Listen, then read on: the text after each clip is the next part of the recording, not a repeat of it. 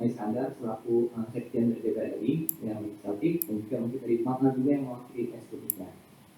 Atas berkat rahmat Allah yang Maha Kuasa, pada hari ini, Ahad 13 Juli 2021, telah diselenggarakan diskusi publik dalam rangka halal bihalal keluarga besar Imbas Aceh Jakarta yang dilaksanakan secara daring dan luring bertempat di Gedung Sekretariat Jenderal Dewan Perwakilan Rakyat atau DPR RI. Rumusan hasil rekomendasi adalah sebagai berikut. 1. Perlu dilakukan evaluasi secara menyeluruh terhadap pembangunan di Aceh untuk memastikan kendala-kendala yang dihadapi selama 20 tahun ini sehingga tercapainya kinerja yang dapat diringankan secara pasti dan terukur.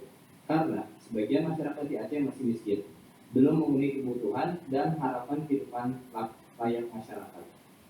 2. Mendorong pemerintah Aceh untuk membangun kesejahteraan dan peradaban modern yang islami, optimalisasi potensi ekonomi kreatif lokal yang belum optimal, dan juga mendorong adanya terobosan yang inovatif untuk keluar dari jebakan imajinasi sumber daya alam yang tak terhingga. 3.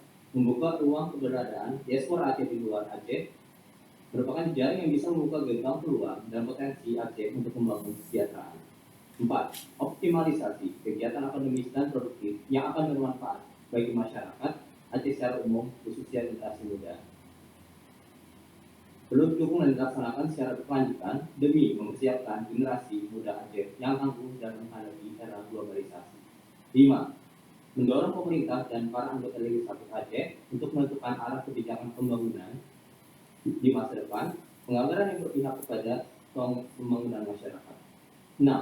Menyeimbangkan ketersediaan sumber daya manusia atau SDM dengan melimpahnya potensi sumber daya alam, wilayah yang strategis, serta sangat perlu dibuka akses pasar independen sehingga tidak selalu harus bergantung pada daerah lain.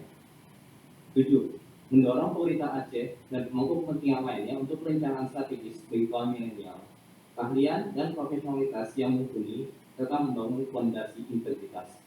8. Mewujudkan terjadinya partisipasi masyarakat lebih luas dalam mulai dari perencanaan, pelaksanaan, serta penyelesaian pembangunan. Dan terakhir, nomor 9, penguatan masyarakat Aceh yang inklusif yang memberi ruang kepada anak muda Aceh yang lebih maju dengan mendukung anggaran bagi kaum terpelajar, mahasiswa untuk menyelesaikan perkuliahannya. Demikian yang kami sampaikan, semoga hal-hal tersebut dapat bermanfaat bagi Aceh secara khususnya dan juga Indonesia secara umumnya, dan kita ingin agar pemuda-pemudi Aceh dan juga Indonesia berprestasi tidak hanya di tingkat nasional tetapi juga di tingkat dunia. Terima kasih. Wassalamualaikum warahmatullahi wabarakatuh. Waalaikumsalam.